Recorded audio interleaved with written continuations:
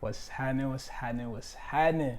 Listen, I am so excited to be recording my second pod ever, and I appreciate you tuning in. If you tuned into the first one, super grateful. Um, Honestly, I have no bar. Um, there's no expectations for this at all. We're just here having fun with it. But today I want to talk about something that's pretty near and dear to my heart, something that I feel like might help a lot of people, something that I wish I had the opportunity to hear when I was, going through my process. So, so today I want to tell the story of how I got into medical school. So my journey, my path towards figuring out that this is what I was supposed to do, towards taking my tests, through just getting to this point altogether. And it's impossible for me to tell that story without also weaving my faith into it, because to be quite honest with you, my journey to medical school has been nothing but a faith walk. So there's a lot of people that I have to thank for this. There are a lot of lessons that I learned as pertains to my relationship with God through this process. So but I'm gonna tell y'all the story. It's gonna jump all over. But I hope that something in this is helpful or beneficial to you. I've been waiting all day to record this, so I hope y'all enjoy. So where do I start? I typically begin my story talking about the kind of student that I was growing up. So elementary, middle school, high school, was always seen as an academically gifted student. They pulled me out of class, take me to other classes and things like that. So I think from an early age, there were a lot of expectations for me to be a good student. And that was true for elementary and middle school. But I got to high school, and everything just kind of fell apart, to be honest. First off, I think growing up, being somebody who was considered to be a smart kid, I started to put my identity in being smart. I'm sure some of y'all can relate to that. And I feel like throughout this journey, it's been a process of me learning to stop doing that, to stop seeing myself one way, and to stop putting my self-worth in what I think I know or what people think of me as far as intelligence goes. But I got to high school my freshman year. I'm in this magnet program, and things just got really, really hard at home. My mom, she gave birth to two sons. One was Jaden, one was Samuel, and they were about 3 years apart. Jaden came first, and he had a lot of health issues, like a ton. Super premature, lived in the NICU for a long time. And so we were back and forth to the hospital with him. My mom just didn't take it very well. And then a couple years after that, she gave birth to Samuel, and things were also tough with his health. He was also premature, even more so than Jaden. So, he was sick for a long time. I think my mom had a chip on her shoulder because of how things went with Jaden, so she tried to invest herself more with Samuel, but Samuel actually ended up passing. And so my freshman year, that happened the summer of my 8th grade year going into 9th grade. So that was actually kind of what kicked off high school for me in some ways. So coming into high school, I just lost my little brother. My mom was kind of losing herself. My stepdad, who I grew up with, he was away, for work. He was in the military. And so it was just weird. Coming into high school was super weird. And it was this thing that I was, really excited about. But at the same time, I think I got there, and for the first time in my life, I think, and I didn't have a language for this back then, but I honestly think I was like struggling with my mental health. I think looking back at it, I was like textbook depressed. I just didn't have an interest in anything. So I would go to school, and folks who were in school with me, I guarantee you they can tell you that this is true. Like, I was an angry person. You know what I'm saying? I used to snap on people. I used to snap on teachers. Like, anybody could get it. I had a real anger problem. Like, I really couldn't be checked for a good bit of school. I did not care about grades at all.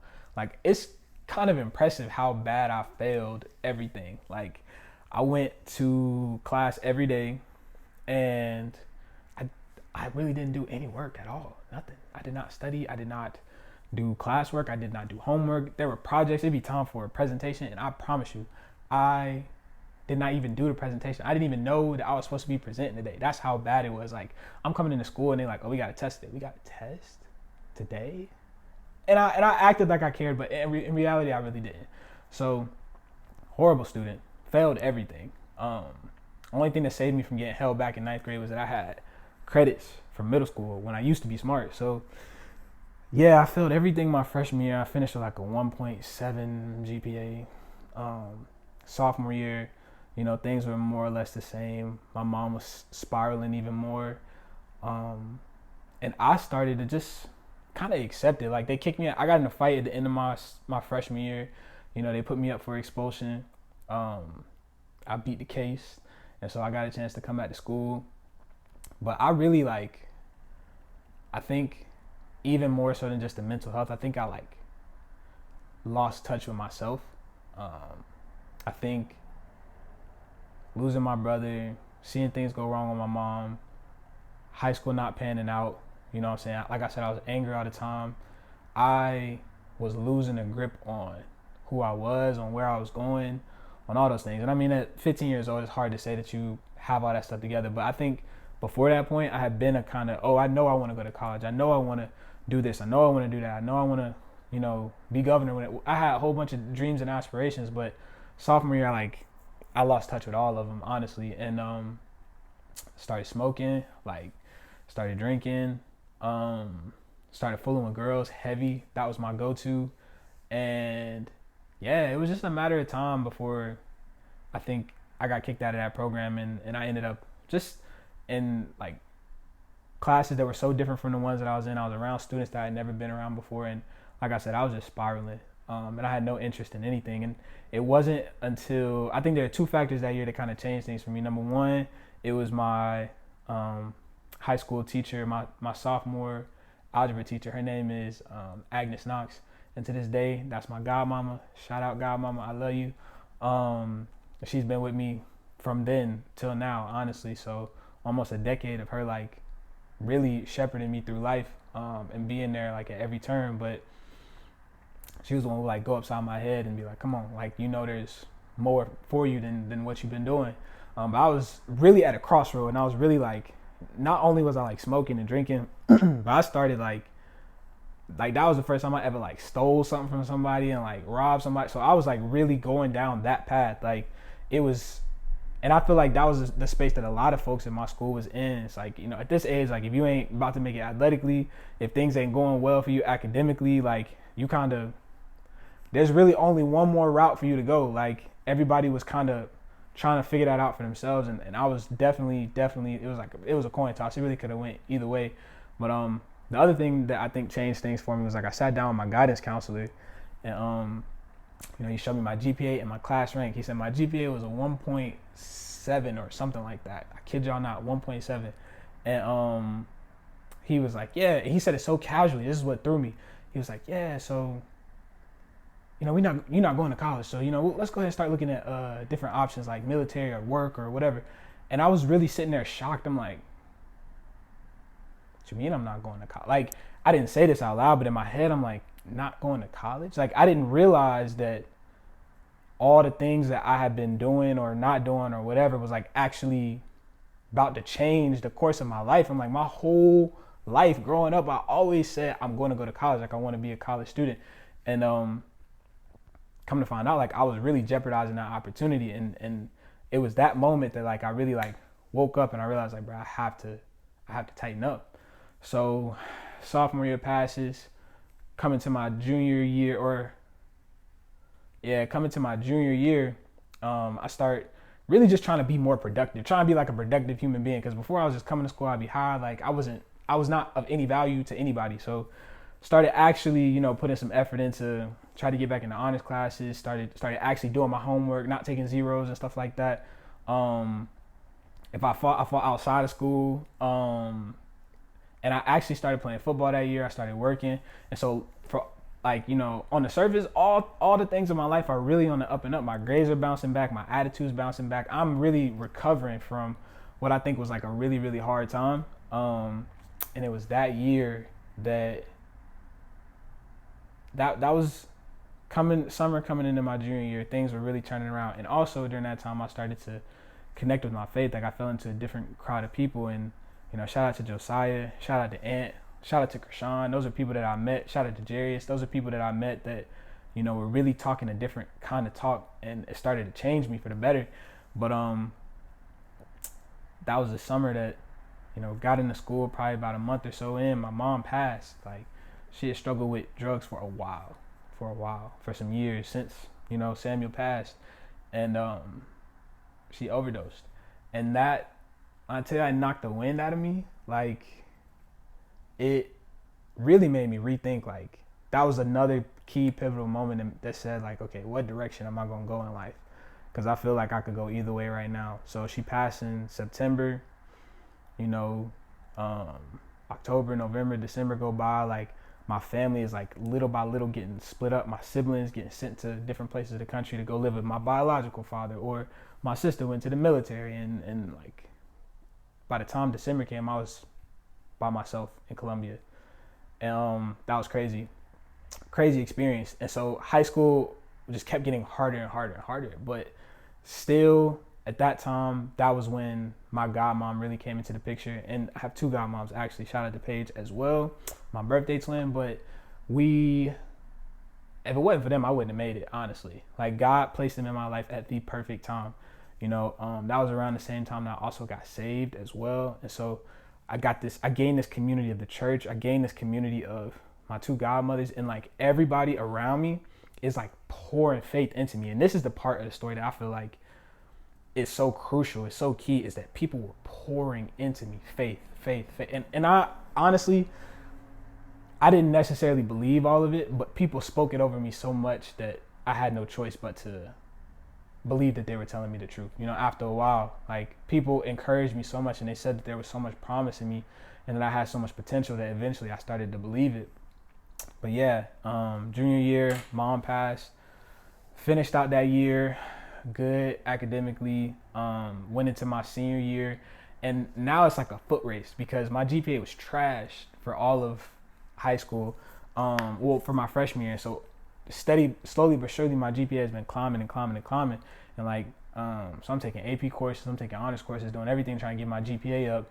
And senior year comes, it's time to apply to schools. I don't know anything about applying to schools. Like my mom gone, my dad gone, my dad signed my legal rights over. I'm an unaccompanied youth. Like I don't know anything about anything. Like when it came time to fill out my FAFSA, I kid y'all not, I filled out my FAFSA. Turns out my birth certificate did not match my social security card. So I applied for FAFSA, and they literally bounce it back and say like, you don't exist, bro. Like we about to report you for trying to like fraudulently collect funds. Like you don't exist. You're trying to pull one over on us. And so as a 18-year-old kid, like just lost everything. I'm so confused. I'm living with a friend. Like I'm trying to figure out how in the world am I supposed to get through all of this. And I could walk y'all through every single like step and stage and what each part entailed, but honestly, it was the Lord who carried me through. And that sounds so cliche, but it's only cliche if you've never experienced it. It only sounds fake if you did not actually walk through it yourself. People look at me now and they have no idea what I went through or what I experienced. And that's not because I'm so high and mighty or I've done so well for myself.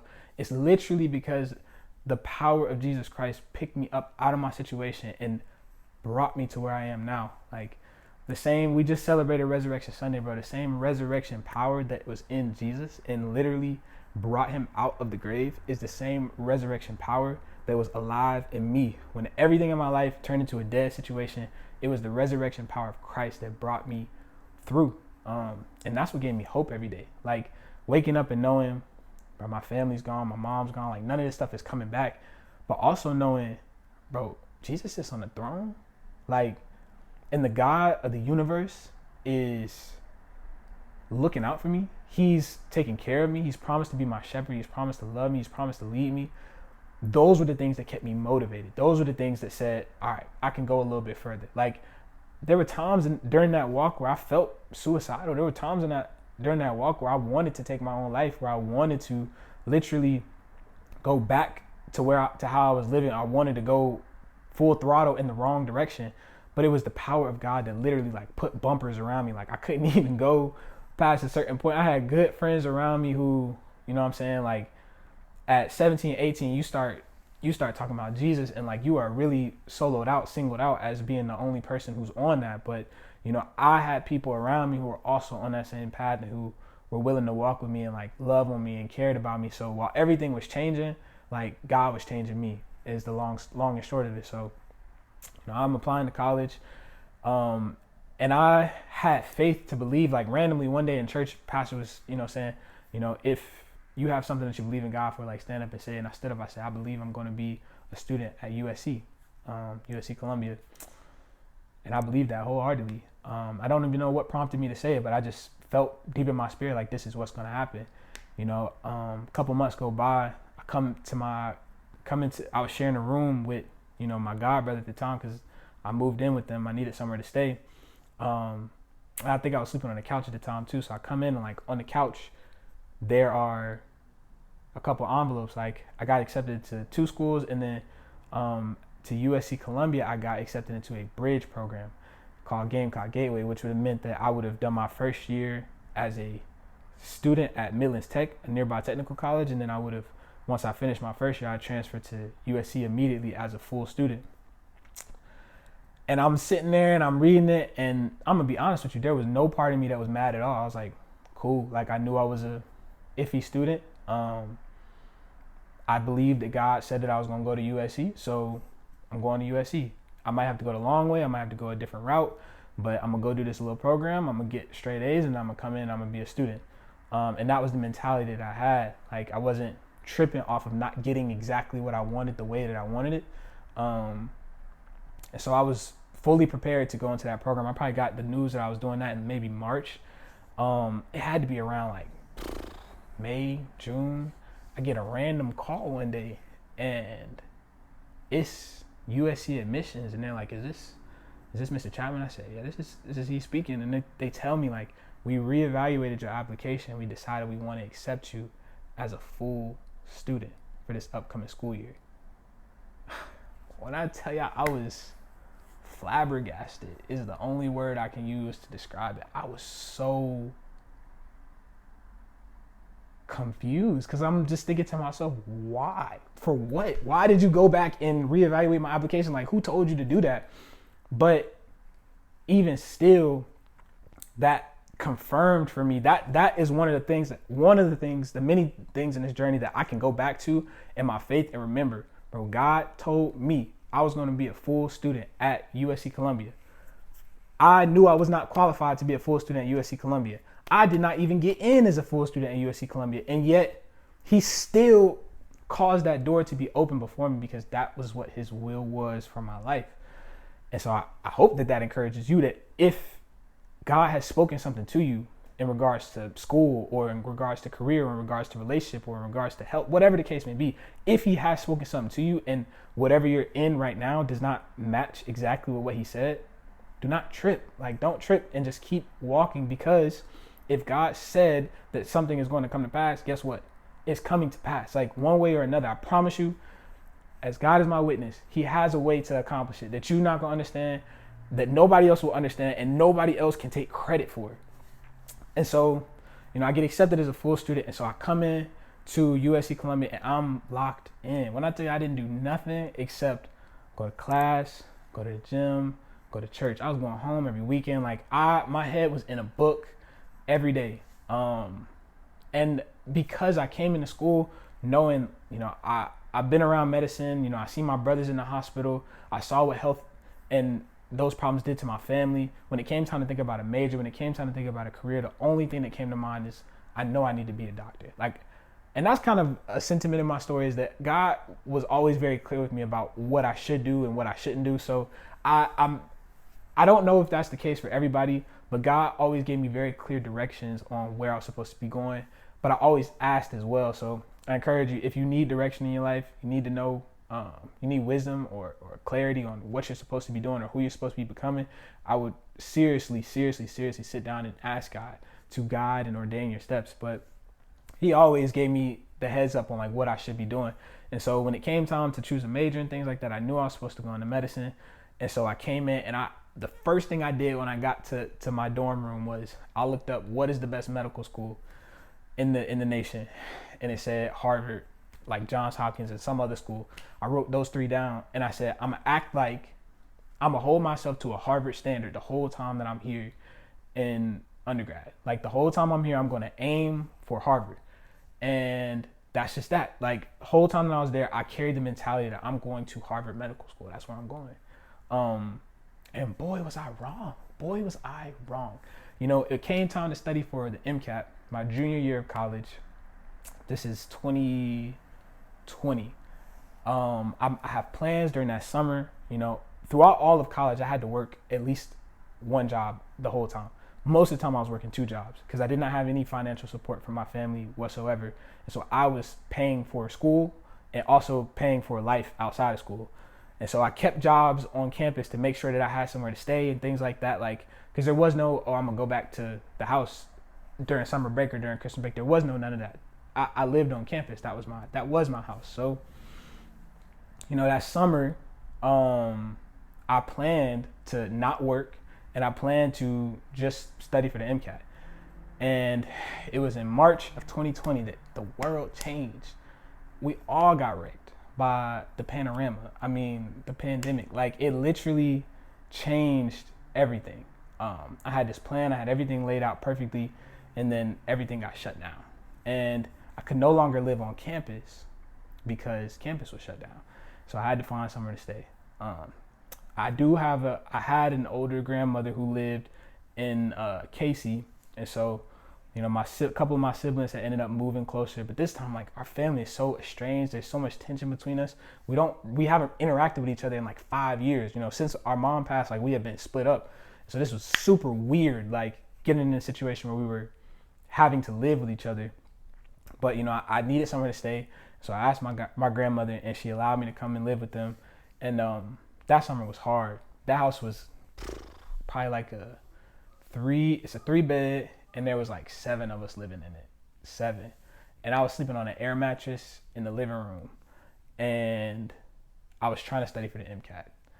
And I was trying to do my questions, and I was trying to take my practice tests, and I was trying to make sure I had funds for that. So I was also working as well. It's the middle of a pandemic. Like, it was just, I ain't gonna lie, y'all. It did not work out the way that I anticipated. And it was so frustrating because up until that point, everything had been going according to plan, right? Like, you know, I had the high school story. That was tough. I got to college. I did my due diligence, or so I thought. And, you know, I set this aim for myself. I set this goal for myself. I set this expectation for myself. And then all of a sudden, the plans that I had just continuously like fell apart before me. And that was hard. That was super hard. And so I took the MCAT in August, and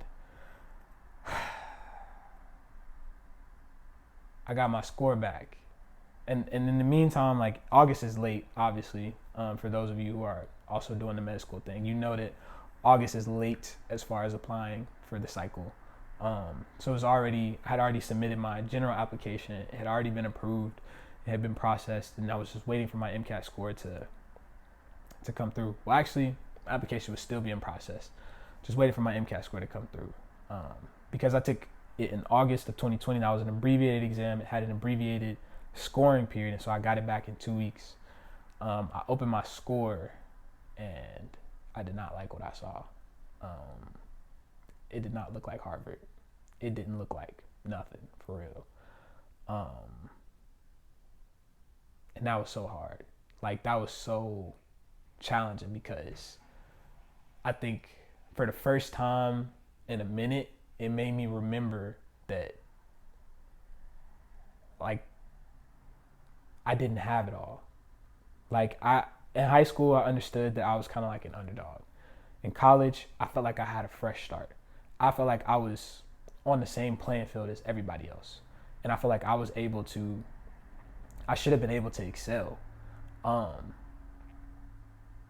But there was this one thing, like, I had a plan and it didn't work out, and now all of a sudden, like, I can't excel. And so it felt like I was just so hindered and like I had just blown it, honestly. And so got my score back. My godmother, Agnes Knox, Aggie, was telling me, look, Uriah, like, just go ahead and apply with the score that you have. Like, you're still eligible for these schools. Like, you meet their minimum. Like, go ahead and apply for these schools.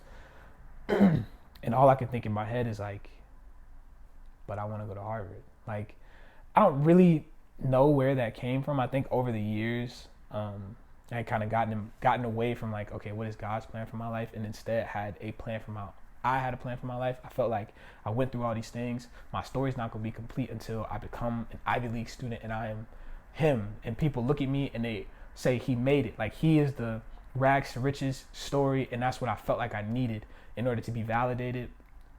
And I could not get that with the score that I had, and I refused to accept it. I refused. Like, my godmother was in my ear preaching faith, telling me, look, like, apply to Harvard with the score you got. Like, it don't matter. Like, God is capable. Like, look at how far God has brought you. Why in the world are you like assuming that now it's all on you to carry yourself? But I could not receive it, man. I couldn't. At that point in time, my faith could not, it could not fathom that there was someone else, or there was another force that was responsible for getting me to the next stage. I felt like I was responsible for getting me to the next stage.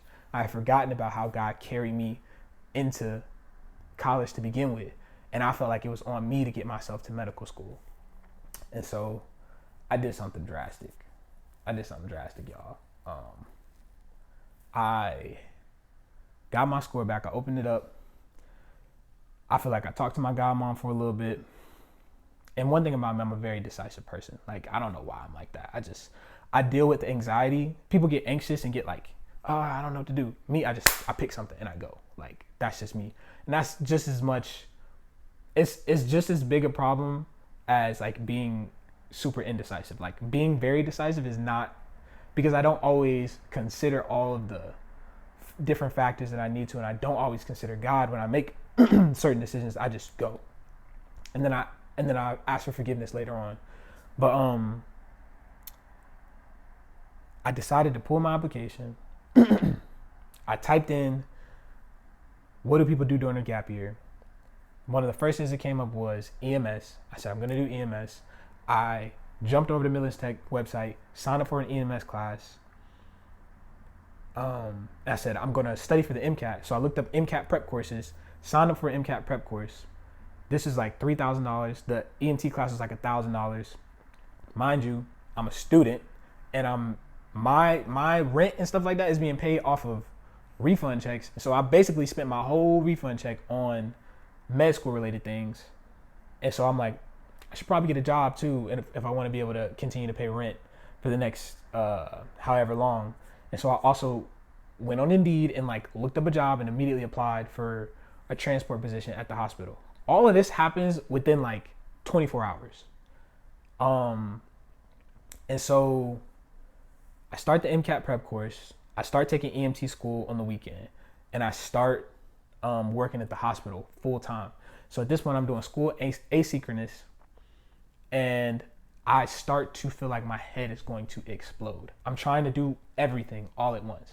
I'm trying to juggle every single thing, and it was just like little by little, everything started falling out of my hands.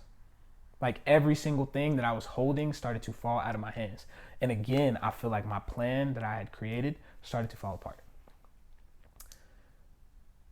And so it's while I'm working at the hospital that I feel like the most important point in this whole journey happens. And that's the place where I really learned the concept of surrender. And like, what does it mean to entrust everything to God, even the things that mean the most to you? I would be pushing beds, around the hospital, and there was this little chapel. It's crazy because this is the same hospital that my little brother passed at. But there was this chapel, and whenever I had a free moment, like, I just had so much angst and like turmoil, and I'm so anxious because I'm about to graduate in May, and I smoked the MCAT. I had to drop the MCAT prep course. I'm in this EMT class on the weekends. I'm in school asynchronous. Like, I'm working full time. I'm in school full time. I feel like I can't breathe. And like, the only solace that I could find was like when I stepped away and I went into that sanctuary. And I would just sneak away. Like in between trips of me taking patients, I would just go sit in there. And I would have some of the most honest conversations that I ever had with God. And it was during that time that I realized, like, I don't know when it happened, but somewhere along the lines, I got it in my head that I was responsible for me. And that, like, I think that for me, losing my mom, like seeing my family break up, seeing things go the way that they did academically, it felt like my story wasn't going to be renewed, or I mentioned this earlier, it wasn't going to be renewed or have value until I did something spectacular, until I did something amazing that everybody would pat me on the back for. Like now I have arrived. Now I'm worthy because I did this amazing thing that everybody now approves of. And I had to like really lay that before God. I had to really surrender that to God and say, actually, God told me, you're already amazing. Like, if your story don't end in you becoming a doctor, if your story don't end in you going to an Ivy League school, if your story doesn't end in you becoming someone amazing or whatever people might describe as amazing, you've already won. You're already valuable in my eyes. I went to the cross for you. Like, I already love you completely and fully, and you don't have to try and fill those wounds that you have with accolades. That's exactly what I was doing. I was trying to fill up these voids that I had in my life with awards, with achievements, with approval, with being fancy, with being well known, with being well liked, with being popular, all of that, with being impressive. That was my coping mechanism. And it's like God, little by little, just stripped it all off me. Like all the things I was building to make myself feel adequate, he ripped it all away, but in the best way possible. I know that he was doing it. Now I know that he was doing it out of love. And it's like I had to go back to square one again. And it was right there in that sanctuary that I said, in that chapel that I said to God, I surrender my dream and my goal of being a doctor, and I am trusting you to lead me wherever I'm supposed to go. And I walked out of that chapel and I had it in my mind, because I'm decisive, I'm not going to be a doctor. I remember talking to, I traveled all over the hospital to make sure I was getting people where I needed to go. I remember talking to radiologists. I remember talking to phlebotomists. I remember talking to, all these different folks in the hospital. I'm like, maybe I will still do something in healthcare, but I'm not going to be a physician anymore. And it's crazy because as soon as I released it and like let it go, it felt like it came back to me. And this time it wasn't on my terms, it was on his terms. I remember going around and I would go in people's rooms to, like I knock on the door, going and tell them, hi, my name's Uriah, I'm here to take you to such and such. At this point, I got twists in my hair. Like, I promise y'all, I look like I just got off the couch with a blunt. Like, I probably did. I can't lie. I don't remember what I was doing back then, but I probably was. I did not look like nobody that was going anywhere. But people would look at me, and I'm talking about people that you would not expect would look at me. And this happened multiple times. They look at me and say, what are you doing here? I'm like, I'm here to take you to such and such. And they say, no. Like, what are you doing here in this place? And I'd be like, well, I'm about to graduate college, and I was thinking about going to medical school, but now that's like, whoa, that, like, you're supposed to do that. I'm like, you're going to be, like, I remember one time this lady vividly spoke to me, you are going to be a doctor, you're going to be well respected, you're going to make a lot of money. And I'm blown away because I'm like, I let all that stuff go. Like, these are things that I have entrusted to the Lord. I don't want to will myself into these places anymore. I simply want to go where God is calling me to go. And clearly God started calling me to go. And it's like, I gave it up thinking that God didn't want me to go that route. But I think really what God was trying to teach me is that he didn't want me to go that route on my own terms. If I had gotten into medical school that first time around, then I would have had to fund it off of my own ability, off my own strength, because I was totally self-reliant.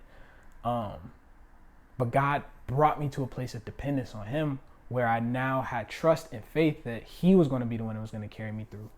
And, so he brought that dream back to me. And I went through the rest of my time working at the hospital.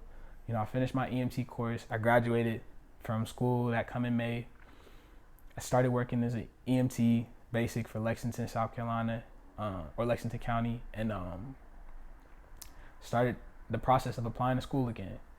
And the craziest thing about it is that I never took that MCAT again. I never did. I only took the MCAT one time.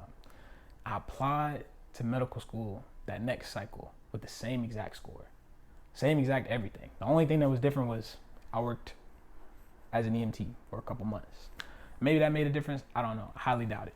But y'all, when I tell y'all, every school I applied to, I got in. And every school I applied to, I got generous scholarships.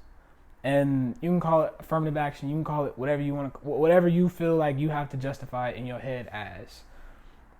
I don't understand the mechanism behind it. I don't know if it was my story. I don't know if it was my grades. I don't know if it was my GPA. I don't know if it was that I had clinical. I don't know what it was. All I know is that I applied to medical school again with the same score, but this time in faith and with assurance from God that this was the route I was supposed to be going. And I got into all my schools, and I got enough scholarships to where it would not be a financial burden whatsoever. And to this day, I took a scholarship at the Medical University of South Carolina, where I studied for my first 2 years. I got into an accelerated program, and so now I'm doing early decision for internal medicine with goals of long-term doing cardiology and hopefully practicing in a community health setting where I have an opportunity to really address health disparities at multiple different levels, the public policy, at the individual level, at the community level. Long-term, I just see myself helping people, and I see medicine being my mission field as an opportunity to spread Christ to those who will have me. But all of that with the same exact score. Nothing changed, except God changed me in that situation. And so now I'm here. I finished next year. It's crazy to say, but I'll be an MD in 11 months. Insane. I'll be doing my residency here in Charleston. And yeah, I obviously skipped over like a lot of parts. There's a whole bunch of other details and like tests and strategies and this, that, and the third. And I can teach you how to be a good student and all that. But before all of that stuff, if you are on a journey or on a path towards medical school, if you are on a journey on a path towards anything in life that seems unattainable, I just want to encourage you that it is. It is indeed unattainable. I bet this is like contrary to what anybody else is telling you. You should accept that it is unattainable in your own strength. And you should, instead of leaning in your own strength, lean on the strength of God. Lean on the strength of Jesus. And if you don't have a personal relationship with him as your savior, understand that Christ is not somebody who wants to come into your life and just give you things. Christ is someone who wants to come into your life and give you himself, to the point where it doesn't matter if you get it or if you don't, if you become that or if you don't, if all these things fall apart, if God lifted all these things away today and I end up going back to Fox Run and I'm back on that couch sleeping at my homeboy crib and I'm back in the same situation that I came from, I'm still good. Why? Because during that situation of me not getting my dream, he gave me him. He became my dream. And so in exchange with me putting my focus completely on him, he then turned around and brought it back to me in a way that I could not have imagined from the get-go. And so if you are in a situation where you are pursuing something, you're pursuing a professional program, you're pursuing a career, whatever the case may be, I just encourage you to put your faith in the Lord and stop relying on yourself. You are not that smart. You are not that smart. You are not that smart. And guess what? You don't have to be. It's so much better to trust in the one who can lead and guide you versus having to trust in you. Because if you get yourself there, you got to keep yourself there. Throughout all of medical school, I ain't get less than an A on nothing. Why? Not because of my own strength, because I was relying on Jesus for everything, every test. Look, listen, I'm in the, Lord, help me, Jesus. Please help me, Lord. I don't know what they talk about. Help me, Jesus. And he always helped me. He always gave me the strength that I needed in order to get through this season. And again, that's not a testament to me. That's a testament to him. God is faithful. If you let him direct you where you're supposed to go, not just where you want to go, but where you're supposed to go. I had it in my head I was going to be somewhere in Boston, and I don't even like the cold. Like, I don't know what I was thinking. It was, my priorities were all jacked up. God redirected me to the place where I needed to be, to a place that I love so much that I'm staying for 4-5 years. You know what I'm saying? The point is, let the Lord lead your path. Let him order your steps versus you trying to order them yourself. But yeah, I know that was a long story, and there's so much more to it, but I hope that something that I said, something that I shared sparked some type of interest in you, sparked some type of hope in you. I tell that story not to show off, but I tell that story to let you know that I'm a fool, that I have messed up at every single turn. The only reason that I am where I am is because of the grace of God. So, and I want to encourage you that God has the ability to lead you wherever you are supposed to go. And I don't want you to take this as motivation and just be like, oh, I can do whatever I want in my own strength, or like I can just run where I want to go and God's going to fund it. I'm not saying that. I'm saying pause, stop, whatever you have in your hands, put it in his, and let him feed you and direct you where you're supposed to go based on his will for your life. So I love y'all. I'm thankful for y'all, and that's it. Peace.